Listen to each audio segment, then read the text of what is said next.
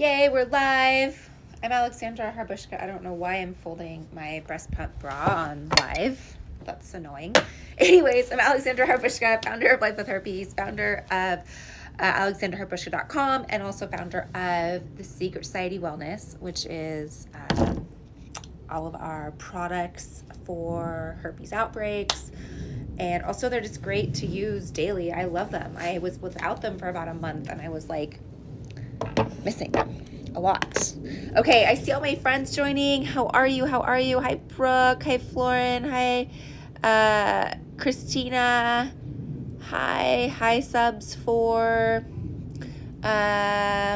okay, all that fun stuff. All right, let's get to it. You guys asked me a lot of great questions, so I want to make sure I answer them and get to them. Hi. By the way, it is absolutely beautiful out here. I'm in Las Vegas. I'm outside. My dog was out here. She disappeared, but it is absolutely incredible. It's beautiful. It's like this incredible day. So I just thought I'd share that because it feels really nice outside to be warm, not hot. Okay. And feel free to ask your questions here. I will answer them. Hi, Joker. Hi there. I will answer them for you here as well, and also in the stories. Okay, lots of great questions. Okay. That's my doorbell. Someone's here. This is not good because it's during Clinton's nap time. So I hope that works out. Okay. How can I know after a few years my herpes outbreak will decrease? Okay, so the way that the herpes virus works and the way that just it works in our system is our immune system, our body gets more, understands how this virus works in our body. So when it starts to pop up or it starts to get agitated or starts to be like, hey, I'm going to have a herpes outbreak, a lot of times our body will go, oh, I know what's happening. I know how to suppress you and keep you dormant. So a lot of times we will get less outbreaks, and a lot of times as we continue to have herpes, well, it's never going away. As long as we have herpes, our outbreaks might decrease in time. So for example, when you're first diagnosed, your outbreak can be up to 3 weeks, which is awful. Now my outbreaks are like 2 days, 3 days, so it's significantly lessened. Quick question, can you get pregnant if you have herpes, and does the baby get it? I know you answered this yesterday and you missed it. Yeah, of course, Joker. Yes, you can get pregnant with herpes. I was pregnant. I have herpes. I had a vaginal birth, so you can do everything normal. Your concerns are not getting pregnant. Your concerns are not being pregnant, protecting the baby, because when the baby's inside the womb, your baby is protected from all things, right? Your baby is safe inside in there. The concern about herpes transmission is actually during the birth, and then of course after birth when baby's out in the world. But yeah, your baby is protected in utero. So yeah, you can absolutely have a pregnancy. I'm excited if you're working on that or thinking about it. It's really exciting. Yeah. Do all outbreaks have to be painful? For example, if I noticed a lesion but didn't feel anything at all, would have not known unless I looked? Thanks for everything you do. Oh, you're welcome. Okay, so yeah, sometimes they're not as painful. So for example, a lot of times the herpes outbreaks for me, like, cause they are on the nerves, it's that feeling that like, ooh, like if you touch it, you're like, ooh, right? I have noticed that they have gotten less severe over the years, as well as when I use CBD oil. A lot of our Secret Society Wellness products have CBD in it, and it helps with the sting, like just that feeling. It helps with that pain. So mine are not as active as like what you're saying. A lot of times they could be little paper cut like things, and yeah, that would be an example of an outbreak. I would say if you are in the genital region and it is a blister or a cut, and you have genital herpes, I would assume that's what it is. There's times too when I'm like, because I get mine on my anal opening, and so sometimes I'm like, gosh, should I just have like a really big poo? I don't know. I always err on the side that, you know what, it's an outbreak. So I would err on that. Of course, if you have questions, go get it tested and have somebody look at it and let you know. Can you get herpes without outbreaks? Yeah, and that's actually called asymptomatic. You're asymptomatic. Majority of the population are asymptomatic for herpes, meaning most people have herpes, they just don't have symptoms. So yeah, you can absolutely have herpes without having an outbreak. And yay, you're working on a baby. That's so exciting. I'm excited for you. Okay. You have herpes, but it's painless, only itchy and tingling. Okay, that's herpes as well. The tingle, like when I say tingle, it's almost like a spider's walking. You know, like that type of tingle, or that type of itchy when you're like, ugh, that feeling, or like goosebumpy feeling can kind of be itchy or tingly. Yeah, those are some common feelings. Okay, let me keep going. I'm having a second outbreak right now, and I'm scared it's going to be as painful as the first. It is not. It will continue to get better. Some things that you can do, whether it's your second, your 50th, your 12th, your first outbreak, whatever it is if you do want to take the antivirals, they do work really well. They help a lot. They are really good at what they do. They help keep the virus dormant. They'll help suppress it in your system. So that is really important if you want to take it. I personally like to take it when I have outbreaks. I don't take it every time, but I like to take it. Also, you can take some Epsom salt baths. That's really, really helpful. It's something I personally don't do as much, but the Epsom salts help relax your nervous system, which that is what is responsible for, it's where the herpes virus lives. It lives along, the HSV2 lives along like your spinal cord. And if your nervous system is on high alert, or it's overworked, or it's, on like alert mode, then that is an opportunity for the herpes virus to like go like, yay, I'm gonna pop up and have an outbreak. It's be so much fun, and you're gonna be in so much pain, and there's gonna be lots of blisters, right? So not fun, right? So yeah, just taking care of yourself. Those are some things that you could do that would help. And our Secret Society wellness products have CBD in them, so that also helps with the sting and the pain. I'm gonna let my dog out as we're talking. Hey there, Jamie. Okay, next one. Can HSV1 be passed through bodily fluids, saliva, or is it just skin to skin? So herpes, that's a great question. Herpes is a skin to skin. However, there are other vehicles in which the herpes virus can be transmitted. So again, it's skin to skin, meaning like I have oral herpes on my mouth, I kiss another mouth, let's pretend this is a mouth, I can potentially transmit it that way, right? You can also transmit to other body parts if there's an open cut or wound or something going on. Saliva, good question, or bodily fluids. So again, it doesn't live in the saliva, it doesn't live in like our bodily fluids or our semen or our vaginal fluids. But perfect example, I have a bottle of Pellegrino right here. If I can open it. Let's say I had an outbreak right now in my mouth. I take a sip. Really good. And then I give it to you who doesn't have oral herpes. And I'm like, hey, try it. Okay, that's another perfect example of how that could be transmitted. So again, this would just become the vehicle in which it was being transmitted. So to answer your question, no, but there are ways that it can be transmitted. I don't know if that helped. What is Prodrome HSV symptoms? Okay, so everyone's a little bit different. The Prodrome are basically, oh, Scarlett, you're going potty. Our grass is like perfectly green and my dog's going potty in the grass. I don't want that. Hi, Scarlett. Okay.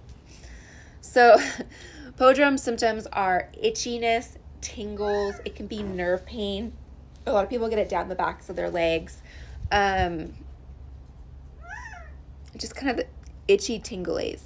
Oh, good. Glad the explanation helped, Lexi. Yeah, itchy tinglies. Those are Prodrome symptoms. So not fun. It doesn't necessarily mean you're going to get an outbreak. It just means that's what's kind of happening right now. Can yoga and meditation help herpes since it's stress reduction? Yes. In fact, breath work is something I'm getting into. I've done it. I was doing it towards the end of my pregnancy because I guess I got pretty stressed towards the end of my pregnancy. I don't know. I didn't feel stressed, but you could probably ask Bill. I probably lost it a few times. Anyways, Um, but breath work is really helpful. At our last retreat, Stephanie Boyd, I don't know if you guys know her, she also is an influencer talking about herpes. She did an entire like hour breath work session with us, and I fell asleep personally, but it really helps lower your nervous system. Apparently I needed to sleep. It's very, very beneficial and very helpful. Same with yoga.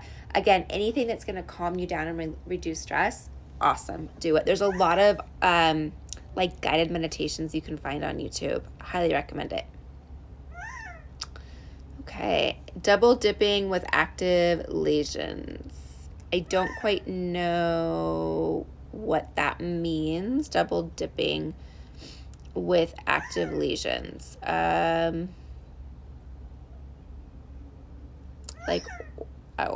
Like oral sex, anal sex, vaginal sex. I'm not really sure.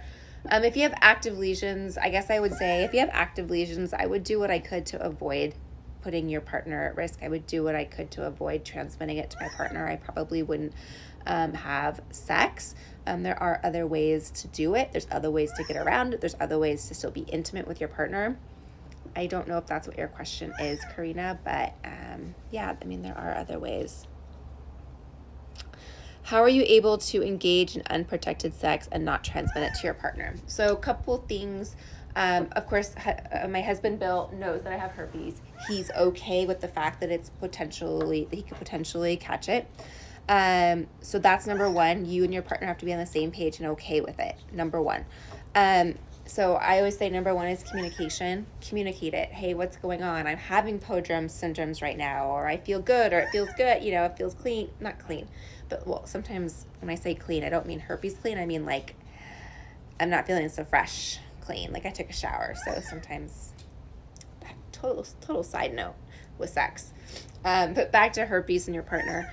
But saying like, I feel like we're good here, we're good to go. So I always like to communicate with Bill, or I could be like, hey, my outbreak just ended. It's been 2 days. Do you feel comfortable? So I always like to communicate that with him. Number two, condoms are effective 30 to 50% of the time. Keep that in mind.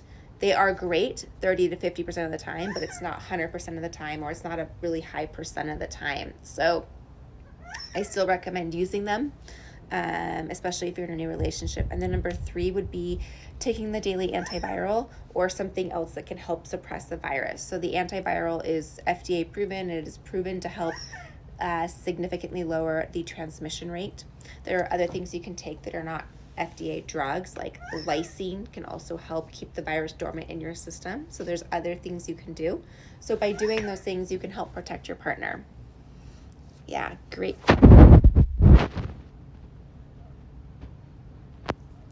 Told a few people close to me about my diagnosis. Thank you for the confidence support. Yay, you told them. How did it go? Oh my gosh, were you scared? It's really good to do it. The confidence, like we talked about yesterday, or I posted yesterday, like it's all about your confidence and how you disclose it. You don't want to come off like, you know, like, oh, I did this and it's really wrong and I feel so bad and are you going to still like me? No, it's like, you know, this is what I have. It's something we're going to have to talk about and, you know, potentially work around from time to time, but it is what it is and we can totally do it, right? Awesome. What's the safest way to get pregnant if I don't want to give the virus to my boyfriend?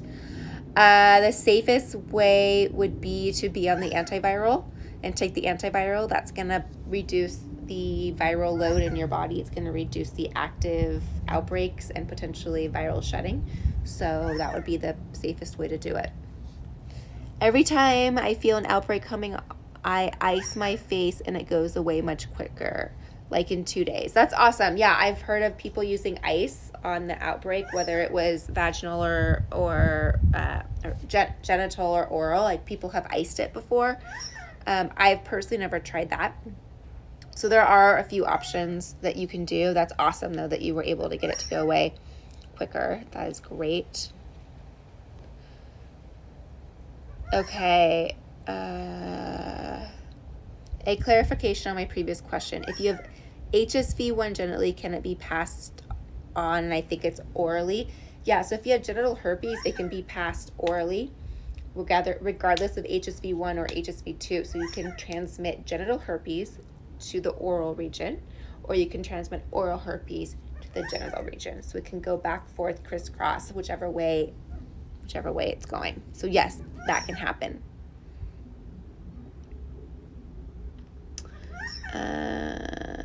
Okay, I think I answered. Let's see. Oh no, I got way more. Do you know how effective lysine is and what makes it effective? So it's not an FDA drug, so like it's something that we can't say, oh, it's like this percent of effective in a person. Lysine is a protein. It's all it is. It's an essential amino acid. It's an essential protein, which means that we have to get it from an outside source. Our body doesn't produce it. We have to get it from consuming foods. It's great for muscle building. It's great for athletes. It's great for a lot of things. But anyways, we consume it every single day in foods we eat. What the lysine does is it makes it an uncomfortable environment for the herpes virus to live in. It's like a hostile environment. It doesn't enjoy it. It doesn't like it, which means it keeps it from replicating. On the opposite side, arginine is also an essential amino acid. It's a protein. It's also great for building muscles. It's great for cardiovascular health, all these other things. It is like lighter fluid to the herpes virus. The herpes virus really enjoys a high lysine environment. So if you were to have a high arginine, herpes likes arginine. So if you were to have a high arginine diet, like nuts, peanuts, lots of sugary foods, things like that, high arginine, it also it's like lighter fluid for the herpes virus. So I can't give you a percent of how effective lysine is, but I can say that it definitely helps, and it is great if you want to take that daily to help keep that virus dormant in your system. Can you have an outbreak and a yeast infection at the same time? Yeah, you can. I'm sorry. That's awful. It's bad. I've had them simultaneously. It's bad. I'm sorry. What I used to do, because I had like constant yeast infections at one point in my life, and like I was just so tired of getting an antifungal, and then I'd take the antifungal, and then I'd get bacterial vaginosis, and I'd get a bacterial infection, and then I'd have an outbreak. It was just like this circus of this and that and this. What I ended up doing for a yeast infection, this was my own remedy. Try it.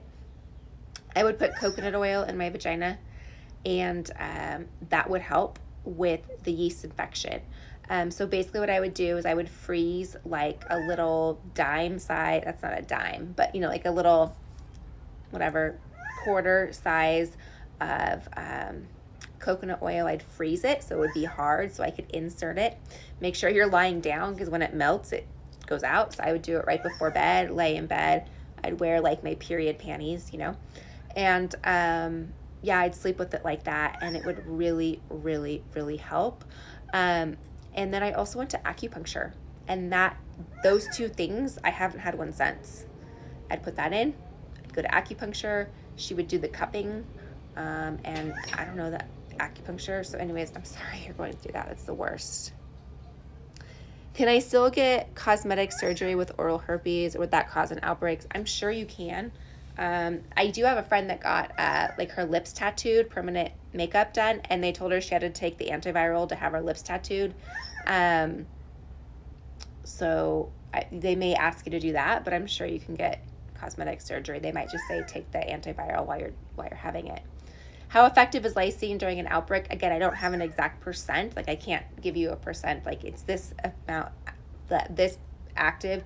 There are lots of studies that do show that it is helpful, and it helps reduce outbreaks, helps speed up the recovery. It's just basically you giving it like super herpes fighting powers to help fight it. So it does help. It absolutely does. Do you have to disclose HSV1 to your dentist? I personally would. You know, they're your advocate. They're there to support you. Yeah, why not? Everybody has it. They're used to it. If they don't ask, but like they usually ask when you go, like any medical changes. Is oral sex possible with HSV1? I'm on the daily antiviral, but don't want to pass herpes to my partner, although he does know the risks. Yeah, it's totally possible. People have oral herpes and have oral sex all the time. Again, yes, it is a possibility to transmit it.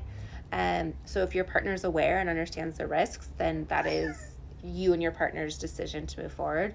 You know, it's part of life, you know, and pretty much everybody has oral herpes, and most people have oral sex. So, you know, I would just communicate that with your partner. You can use some types of protection. You can use condoms. You can use a dental dam. There are some ways around it, or, you know, you just have that conversation with your partner.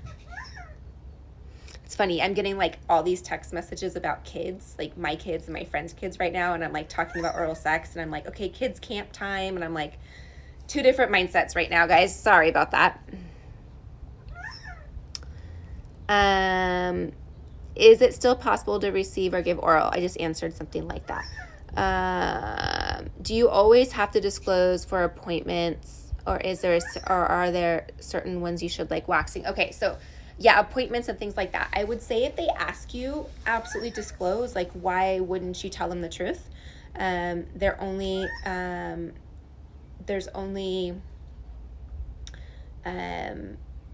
to help you.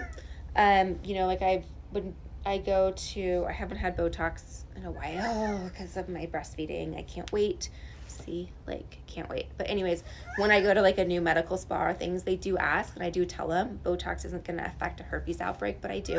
But I would like waxing and things like that. I'd say if they ask, tell them, you know, waxing and STDs. We talked about this a lot on the Secret Society support group call on Monday.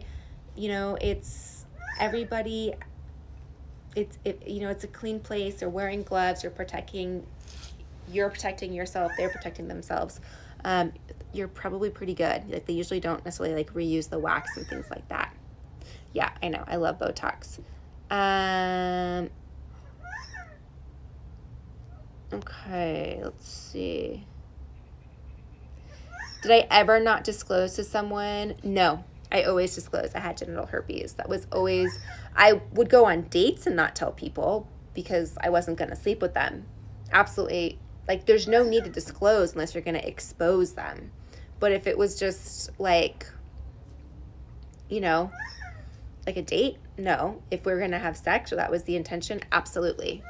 Yeah, absolutely.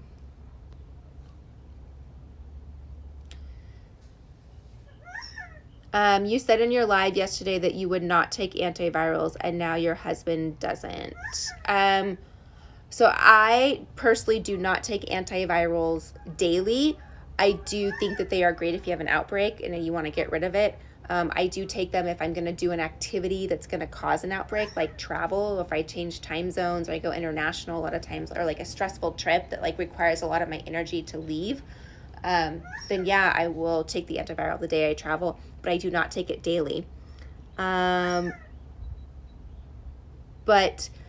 for people that want to take it daily as a prophylactic, I think that's great. For people who are like, I don't want to take it, I think that's great. So that's a nice thing about the antivirals. You can kind of choose and decide how you want to take it and weigh what you want to do. How do you treat chronic thrush and vulvodynia after your first outbreak? So I think thrush is an overgrowth of like bacteria or candida. Again, I don't know what that is. I think it's like when you get that buildup on your tongue, that must mean that you have an overgrowth of like bacteria, which probably means you need a probiotic. I can't help you in that area. I take probiotics all the time. I know when I had yeast infections and BV all the time, I would get like the overgrowth in my tongue, which is so gross. And I can tell like if I forget to take my my probiotic and things like that, like I'll notice my tongue will get the like overgrowth of bacteria, also super gross. Can't believe I'm talking about that. So I just need my probiotics. So I would say that might be helpful. Again, I'm not an expert in this. So sorry, I can't give you more help. Have I ever had a time where I didn't disclose to someone before you met your husband? No, I always disclosed. I think I already answered that question, but maybe that was a couple of them. The transmission of the virus, I don't know what that question actually is, but it's skin to skin transmission. So It's not bodily fluids. Those can be vehicles in which it's transmitted, but it's skin-to-skin transmission. It does not live in our blood, for example. Have the virus. You also said using a condom with oil-based lubricant is a no-no. Yeah, so condoms and oil-based lube is a big no-no because the oil actually can eat through the condom, which then what's the point of using a condom if there's like holes in it, right? So you want to use a water-based lube. The one that I like it's called Sustain. It's organic. That's a good lube. And then Bill and I personally use an oil-based lube, and we like to use Woo. So those are kind of what we like to do. It's how we do it. All right, I think I got through all the questions. If I missed any, I apologize.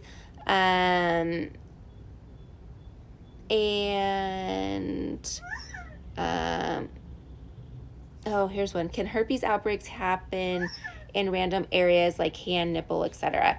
Okay, I just did an emergency call this morning with someone that was asking those similar questions. The herpes virus really likes the oral region and genital region. It's where it prefers to go based on the tissue of the skin. It does not mean that it is only going to be there. It can go to other locations on your body if you've given it a reason to go there. So we'll use my arm as an example. I don't have like any open sores or wounds. So if I were to come in contact with the herpes virus on my arm, most likely I wouldn't get it, right? If I had a cut and I came, like let's say I had an outbreak on my mouth, kissed the cut or something, then I would potentially get it now in this area because I would just have given it an opportunity to go to. Once you've had the virus and have the antibodies, it's impossible to reinfect yourself with the same virus. It's the way our immune systems work, which is awesome. We can't get the same virus twice. So you're not going to reinfect your other body parts. But yes, it is possible to have it on other body parts, but if you have the antibodies, you're not necessarily going to like pass it through to other parts of your body, if that makes any sense. All right, guys, I enjoyed my time with you today. I'm going to run. I feel like this was a really long video, and I loved it. I will see you all tomorrow, and hope you have a great day. If you have more questions, feel free to ask me, and we can go live tomorrow. Okay. Whoa, that's scary. It's not a good color on me. There we go. That was not good. All right, bye, guys.